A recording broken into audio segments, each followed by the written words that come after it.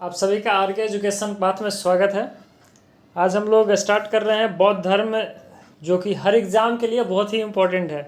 चाहे वो एसएससी की एग्ज़ाम हो, रेलवे का एग्ज़ाम हो, बिहार एसआई हो, या एसएससी में ही जो एसएससी जीडी का भी एग्ज़ाम आया है वो, चाहे फिर कोई भी स्टेट का एग्ज़ाम, हर एग्ज़ाम के लिए बौद्ध धर्म से एक ना एक क्वेश्चन आता ही है। एक या दो क्वेश्चन ये समझ लीजिए कि आएगा ही आएगा। तो सबसे पहले इस वीडियो में कुछ इम्पोर्टेंट थ्योरी पढ़ेंगे और फिर जो क्वेश्चंस आए हुए हैं वो क्वेश्चंस को बनाएंगे हम लोग एमसीक्यू के फॉर्म में, जो प्रीवियस ईयर क्वेश्चंस है। और प्रीवियस ईयर क्वेश्चंस में भी हम लोग ऐसे ऐसे क्वेश्चन डिस्कस करेंगे जो कि क्वेश्चंस हमेशा आते हैं, रिपीटेड क्वेश्चंस। स्टार्ट करते हैं। बौद्ध धर्म में सबसे जो इम्पोर्टेंट है, सर्वे सर्वा ऑल इन ऑल समझ लीजिए, वो महात्मा बुद्ध। महात्मा बुद्ध पे ही ये पूरी बौद्ध धर्म पढ़नी है। महात्मा बुद्ध के जीवन, परिचय, उन्होंने कब ज्ञान प्राप्त किया, कहाँ ज्ञान प्राप्त किया, ये सारी चीज़ें महात्मा बुद्ध से रिलेटेड हम लोग पढ़ेंगे।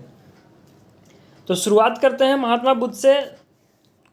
बौद्ध धर्म के संस्थापक महात्मा बुद्ध सिर्फ एक ही हैं। जैसे जैन धर्म में हम लोगों ने पढ़ा कि 24 तीर्थंकर हुए, एक गए, दूसरे आए, दूसरे गए, तीसरे आए, लेकिन यहाँ पे सिर्फ और सिर्फ महात्मा बुद्ध। इनके जन्म 563 ईसा पूर्व में हुआ, 563 BC। ठीक है। जन्म स्थान कहाँ है? तो लुम्बिनी, नेपाल। जन्म कहाँ हुआ? लुम्बिनी, नेपाल। बचपन का नाम इनका सिद्धार्थ।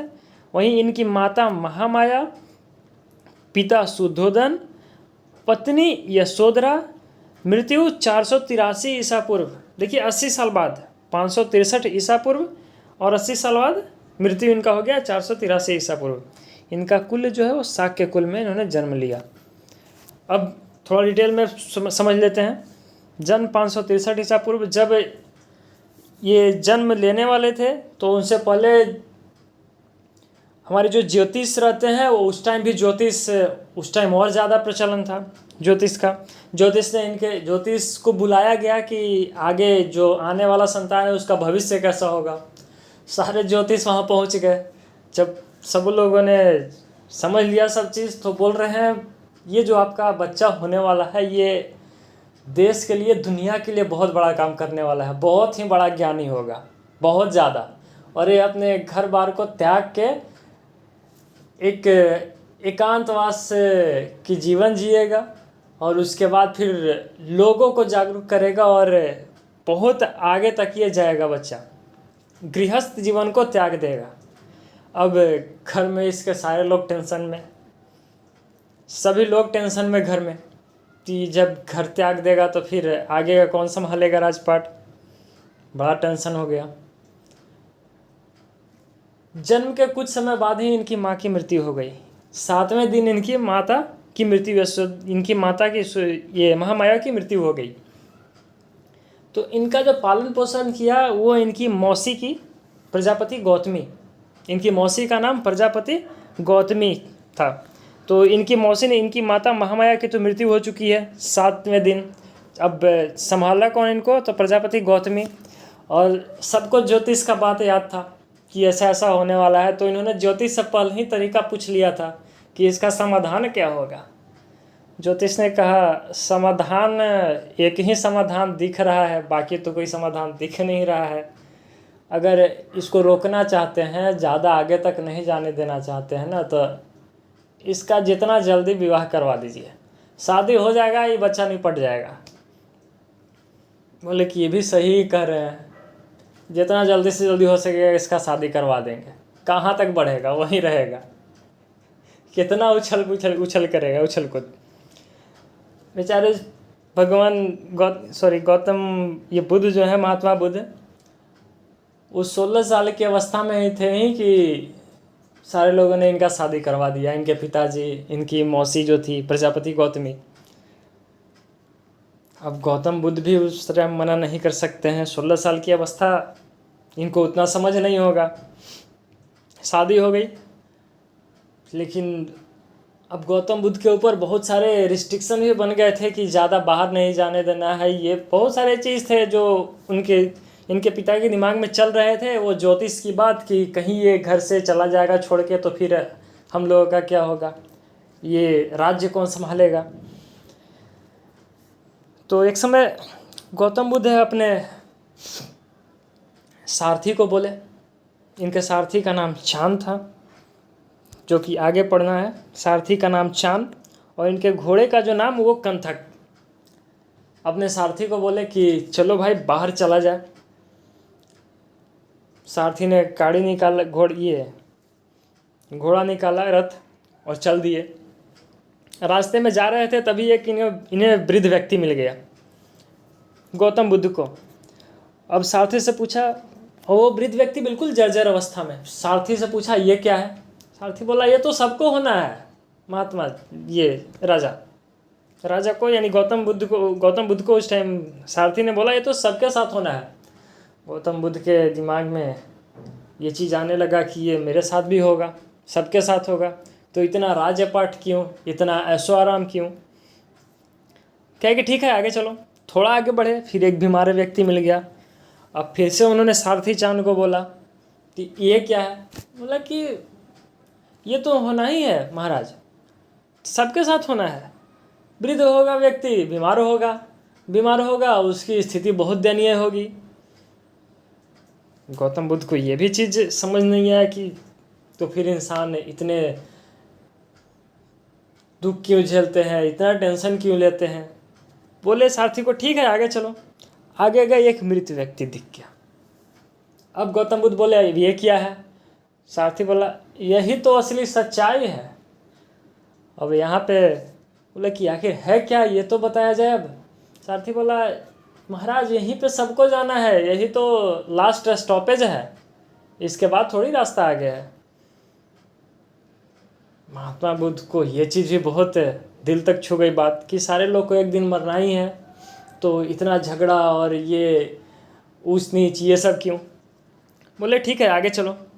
आगे गए तो एक सन्यासी मिल गया, और भी प्रसन्न मुद्रा में। जाते ही एक सन्यासी मिल गया बिल्कुल प्रसन्न मुद्रा में। भगवान गौतम बुद्ध ने बोला अब ये क्या है। सारथी बोलता है ये सारे घर बार को त्याग के अपना वैराग्य जीवन अपनाए हैं और ध्यान लगाए हैं अपने ज़िंदगी में। अब सारथी भी भगवान बुद्ध को एक तरह से भड़का ही रहा था यहाँ पे।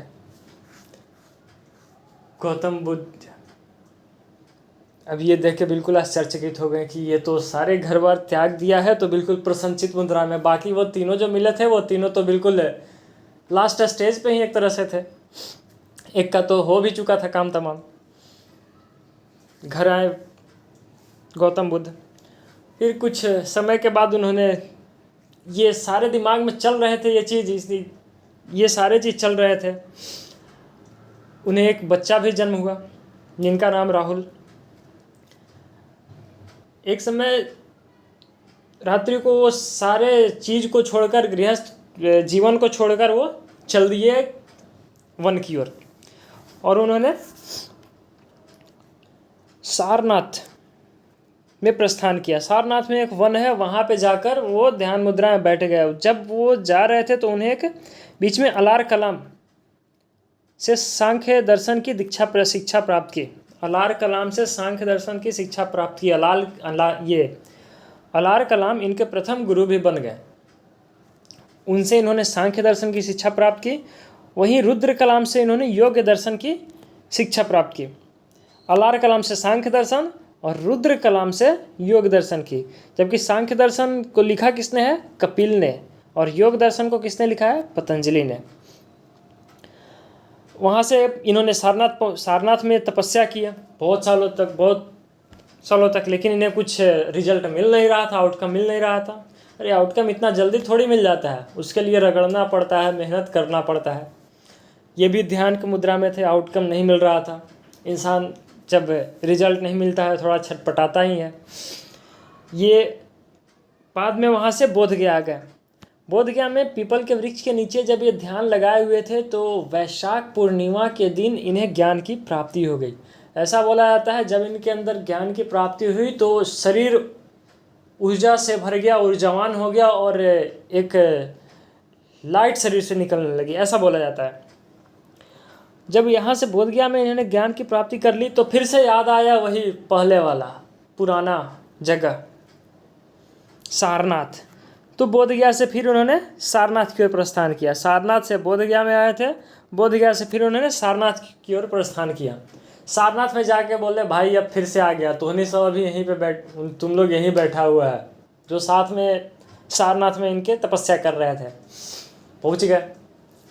वहाँ जाकर उन्होंने प्रथम उपदेश दिया सब लोग को वहाँ पे। तो भगवान बुद्ध गौतम बुद्ध ने सबसे पहला जो उपदेश दिया वो कहाँ पे दिया? सारनाथ में। 20 सालों के बाद यहाँ से सारनाथ से इन्होंने एक जगह है श्रावस्ती, श्रावस्ती में जाकर इन्होंने, जो नेपाल के बॉर्डर से सटा, नेपाल के बॉर्डर के पास है, यूपी में ही पड़ता है श्रावस्ती, वहाँ गए इन्होंने। तो वहाँ इनको एक अंगुलीमाल डाकू से भेंट हो गया श्रावस्ती में। बाद में वो अंगुलीमाल डाकू भी इनका शिष्य बन गया। और सबसे ज़्यादा उपदेश इन्होंने श्रावस्ती में ही दिया, सबसे ज़्यादा उपदेश श्रावस्ती में। प्रथम उपदेश सारनाथ में दिया और सबसे ज़्यादा उपदेश श्रावस्ती में दिया। ठीक है। इनका एक शिष्य, बहुत ही प्यारा शिष्य था, आनंद। गौतम बुद्ध अपने संघ में महिलाओं को प्रवेश नहीं देते थे। वो घर के व्यथा और ये सारे चीज़ देखकर उन्होंने बिल्कुल ही अपने आप को अकेला कर दिया था और फिर महिलाओं को अपने संघ में प्रवेश नहीं देते थे। लेकिन पता नहीं आनंद के दिमाग में क्या चल रहा था, देख रहा हुआ कि सिर्फ और सिर्फ जेंट्स ही हैं, लेडीज भी चाहिए संघ में, अब जो भी हो। तो आनंद ने भगवान गौतम बुद्ध को बोला कि संघ में स्त्रियों का भी प्रवेश होना चाहिए। और आनंद ने गौतम बुद्ध को मना लिया और बाद में वैशाली में महिलाओं को भी प्रवेश मिल गया। और पहली जो भिक्षुणी हुई वो प्रजापति गौतमी, यानी कि गौतम बुद्ध की मौसी ही थी, जो उन्हें पाल पोस कर बड़ा की थी। तो प्रजापति गौतमी पहली भिक्षुणी हुई। जन्म में कुछ रिलेटेड ऐसे वाक्य हैं जो भगवान ये गौतम बुद्ध से हैं। जन्म का प्रतीक चिन्ह कमल और साढ़। कमल मतलब जो फूलता है, जिस तरह से बच्चे लोग खिलते हैं बचपन में, उसी तरह कमल खिलता है। तो बस ऐसे ट्रिक याद रखिएगा, कमल खिलता है, जन्म कमल। जन्म का जो प्रतीक चिन्ह है वो कमल और साढ़। गृह त्याग का प्रतीक चिन्ह घोड़ा। पहले स्कूटर और मोटरसाइकिल थोड़ी था, अगर इंसान कहीं जाता तो घोड़ा से ही जाता। बस यही समझ लीजिए कि गृह त्याग घोड़ा पे चढ़ के, यानी घोड़ा हो गया प्रतीक चिन्ह गृह त्याग का। और इसी चीज़ को बोला जाता है महाभिनिष्क्रमण। गृह त्याग को ही बोला जाता है महाभिनिष्क्रमण। ज्ञान की प्राप्ति प्रतीक चिन्ह पीपल या बोधि वृक्ष, पीपल के वृक्ष के नीचे ही हुआ था। निर्वाण की प्राप्ति प्रतीक चिन्ह पद चिन्ह। मृत्यु प्रतीक चिन्ह स्तूप, जो स्तूप होता है मृत्यु का ये प्रतीक है। स्तूप को बोला जाता है महापरिनिर्वाण। जिस तरह गृह त्याग को महाभिनिष्क्रमण, मृत्यु महापरिनिर्वाण। और प्रथम उपदेश कहाँ दिया था इन्होंने? तो सारनाथ में दिया था। और प्रथम उपदेश को बोला जाता है धर्मचक्र प्रवर्तन। मतलब सारा चीज़ प्रवर्तन हो गया, प्रथम उपदेश मिलते ही सब चीज़ बिल्कुल चेंज हो गया, प्रवर्तन, धर्मचक्र प्रवर्तन। आगे कुछ संगीतियाँ हुई, कुछ सभाएँ हुए, उस सभाएँ को जान लेते हैं और बहुत ही अच्छी तरीक़ा से याद हो जाएगा ये चीज़। सबसे पहले ये प्रथम, द्वितीय, तीसरी और चौथी ये सभा हुई, तो इस तरह से याद करेंगे। फर्स्ट हो गया स्थान राजगिरी। पहला कहाँ हुआ? राजगिरी में हुआ, सप्तपर्णी गुफा में। ठीक है, राजगिरी में सप्तपर्णी गुफा में हुआ। 483 ईसा पूर्व जब मृत्यु हुई थी उसी साल, यानी 483 ईसा पूर्व में। अब बंदा पहली बार सपोज कहीं घूमने जा रहा हो तो क्या होता है? आज़ाद रहना चाहता है। ठीक है, आज़ाद रहना चाहता है, आज़ाद रह के वहाँ कोई महान कार्य करना चाहता है, आज़ाद रह के कोई महान कार्य करना चाहता है। तो शासनकाल किसका था उस टाइम जब प्रथम संगीति हुई थी? आज़ाद शत्रु, यानी बंदा आज़ाद रहना चाहता है और महान कार्य करना चाहता है, यानी अध्यक्ष महाकश्यप।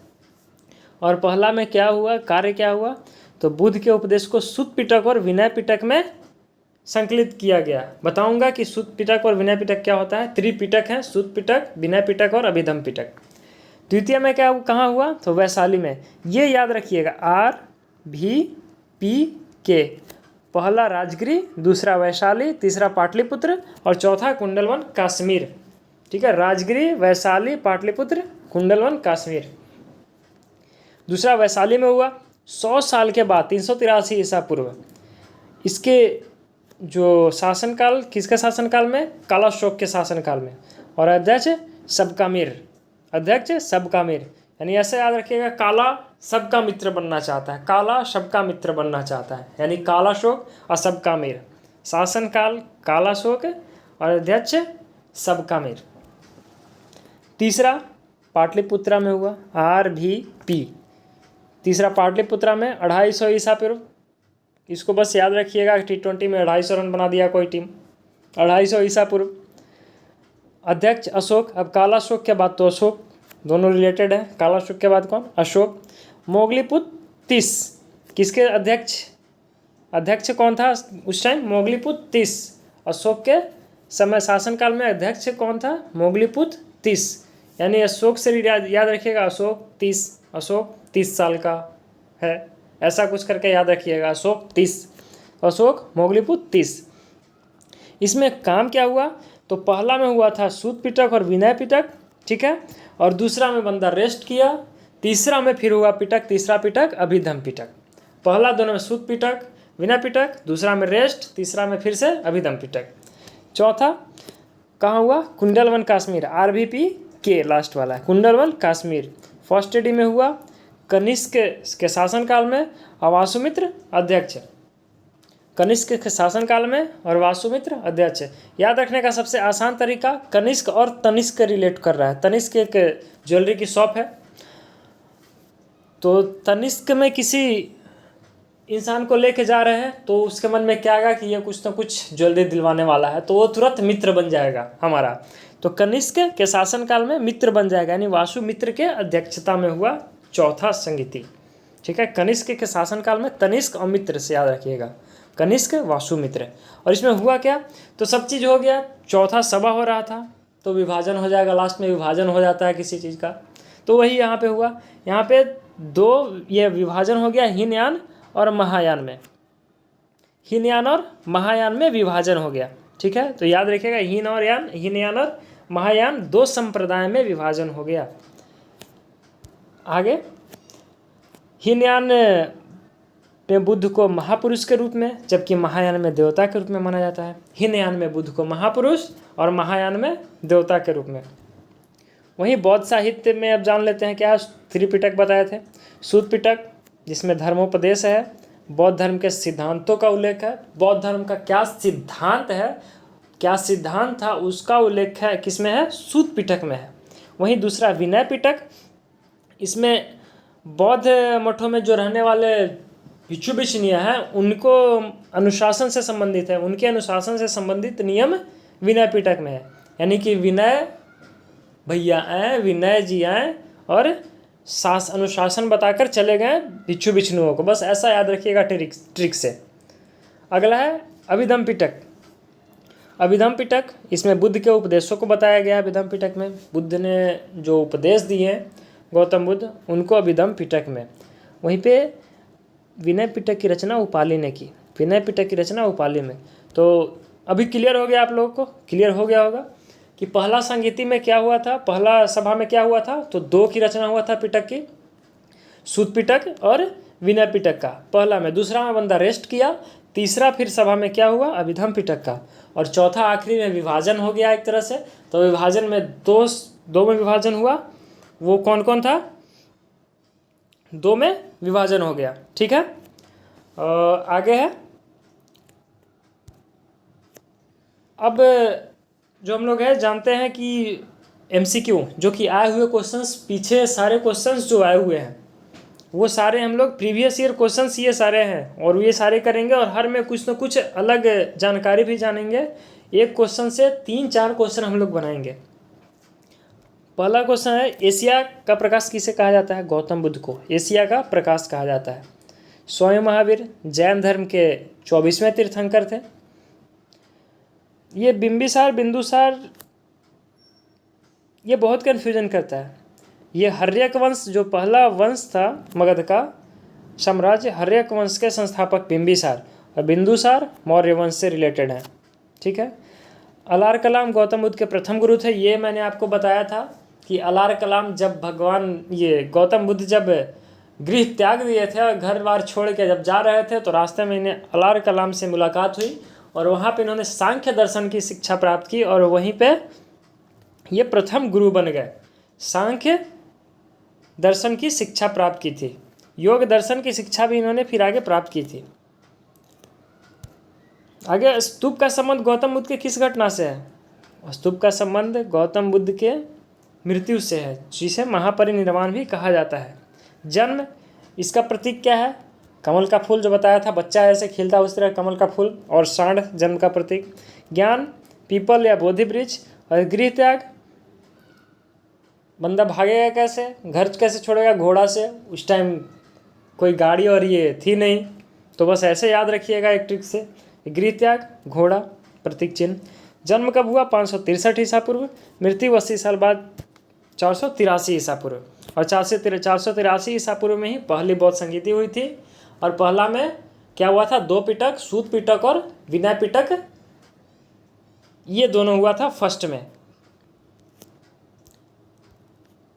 आगे है, बौद्ध धर्म अपनाने वाली पहली महिला कौन थी? तो बौद्ध धर्म अपनाने वाली गौतम बुद्ध की मौसी प्रजापति गौतमी।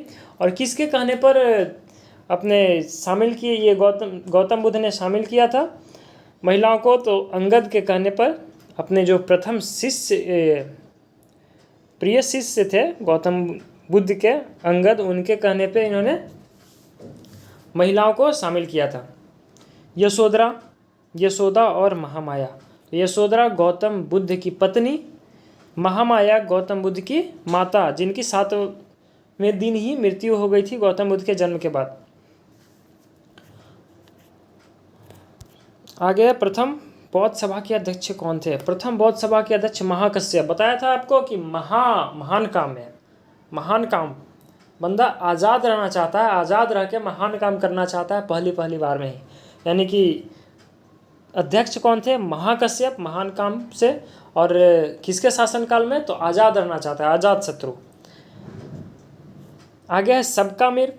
सबकामिर दूसरा जो अध्यक्ष है दूसरे बौद्ध संगीति का, सबकामिर। और ये कालाशोक के शासनकाल में, काला सबका मित्र, ऐसा बताया था। मोगलीपुत्तिस तीसरा बौद्ध सभा का। और अशोक 30, ऐसा बताया था कुछ, अशोक 30 साल का है या जो भी रिलेट कीजिए ऐसे। चौथा वासुमित्र, यही बताया था तनिष्क मित्र से, यानी कनिष्क के शासनकाल में वासुमित्र अध्यक्ष चौथा के। और बताया था आपको ट्रिक RVP पहला राजगिरी, वैशाली, पाटलिपुत्र, कुंडलवन, कश्मीर। वहीं बुद्ध ने अपने उपदेश पाली भाषा में दिए, जो भी उपदेश दिए वो पाली भाषा में दिए। क्या हुआ था?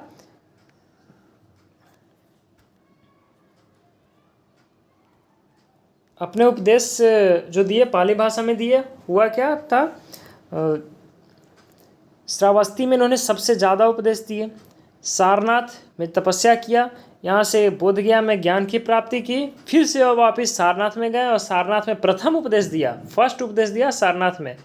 और यहाँ से फिर श्रावस्ती गए, जहाँ पे उन्हें अंगुलीमाल डाकू में मिला और वहाँ उन्होंने सबसे ज़्यादा श्रावस्ती में उपदेश दिया। गौतम बुद्ध ने सर्वाधिक प्रवचन कहाँ दिए? तो श्रावस्ती में दिए। अभी बताया था सारनाथ में पहला, सारनाथ में से बाद बोध गया थे जहाँ पर ज्ञान की प्राप्ति हुई, फिर सारनाथ वापस आकर प्रथम उपदेश दिया, वहाँ से फिर श्रावस्ती गए और श्रावस्ती में सबसे ज़्यादा उपदेश दिया।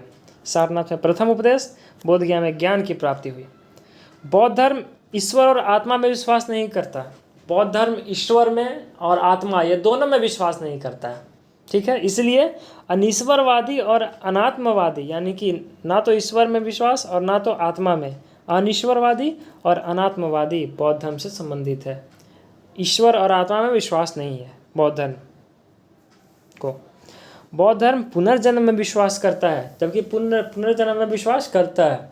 ठीक है, ऐसा लगता है, एक अगर याद करने का तरीका चाहिए तो बौद्ध धर्म के लोगों को ऐसा लगता हो कि गौतम बुद्ध फिर से आएंगे, ये याद करने का तरीका है ऐसा। तो पुनर्जन्म में विश्वास है, लेकिन भगवान, आत्मा और ईश्वर में विश्वास नहीं है बौद्ध धर्म के। आगे है त्रिपिटक। बताया था त्रिपिटक में निम्नलिखित में से किससे संबंधित है, तो बौद्ध धर्म से है त्रिपिटक। त्रिपिटक बताया था सूत पिटक, विनय पिटक, अभिधम पिटक। पहला सभा में कौन कौन हुआ था, क्या कार्य हुआ था, सूत पिटक और विनय पिटक का। दूसरा में कुछ नहीं, तीसरा में अभिधम पिटक, और चौथा में विभाजन हो गया। ठीक है, इतना ऐसे याद रखिएगा ट्रिक से कि चौथा में विभाजन हो गया, हीनयान और महायान। पहला में सूत पिटक, विनय पिटक, दूसरा कुछ नहीं, तीसरा अभिधम पिटक, और चौथा में हीनयान और महायान में विभाजन हो गया। आगे बौद्ध धर्म के त्रिरत्न में क्या सम्मिलित है, त्रिरत्न बुद्ध, धम्म और संघ। ये बौद्ध धर्म के त्रिरत्न है, बुद्ध, धम्म और संघ। वहीं बुद्ध के अनुयायियों के दो वर्ग हैं, बुद्ध के जो फॉलोअर्स हैं उनके दो वर्ग थे, उपासक और भिक्षु। उपासक उन्हें बोलते हैं जो गृहस्थ जीवन में रह के बौद्ध धर्म को अपनाए रखे, जो इनके सारे जो उपदेश है वो माने, उपासक उन्हें कहते हैं। और भिक्षु जो सारे गृह को त्याग दिया हो, जहाँ सारे गृह मोह माया को त्याग दिया हो, वैसे अनुयायी को भिक्षु बोलते हैं। आगे बौद्ध संरचना धामेक स्तूप कहाँ पर स्थित है। ये स्तूप आपको पहले ही बता चुका हूँ कि स्तूप मृत्यु से रिलेटेड है, और धामेक स्तूप सारनाथ में है। लुम्बिनी में गौतम बुद्ध का जन्म हुआ, बोधगया में ज्ञान की प्राप्ति हुई, और श्रावस्ती में सबसे ज़्यादा उपदेश दिया।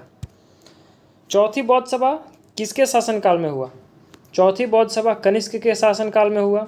बताया था आपको कि कनिष्क और तनिष्क से रिलेट करना है, तनिष्क लेकर जाएंगे तो मित्र बन जाएगा, यानी वासुमित्र।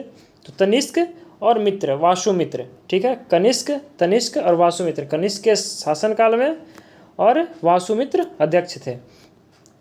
पहला आज़ाद शत्रु, पहला सभा हुआ था, आज़ाद रहना चाहता है, महान काम करना चाहता है, यानी कि महाकश्यप अध्यक्ष थे। दूसरा कालाशोक, काला सबका मित्र, ऐसा तो कालाशोक और सबका मित्र अध्यक्ष। तीसरा अशोक और 30 ऐसा करके बताया था, अशोक 30 साल का, तो अशोक और मोगलीपुत्र 30 अध्यक्ष अशोक के शासनकाल में। चौथी बौद्ध सभा में हीनयान और महायान में विभाजन हो गया। गौतम बुद्ध की माँ किस वंश से संबंधित थी, गौतम बुद्ध की माँ कौलीय वंश से संबंधित थी। ठीक है, शाक्य गौतम बुद्ध संबंधित है। सप्तपर्णी गुफा राजगृह में है, जहाँ पे प्रथम बौद्ध संगीति हुई थी। सप्तपर्णी गुफा कहाँ पे है, राजगृह में। बताया भी था आपको चारों का ट्रिक, RVPK। पहला राजगृह हुआ, दूसरा वैशाली, तीसरा पाटलिपुत्र और चौथा कुंडलवन कश्मीर। तो आज के लिए इतना ही। अगर वीडियो अच्छा लगे तो सब्सक्राइब करें, नेक्स्ट टॉपिक पे वीडियो बहुत जल्द आएगी।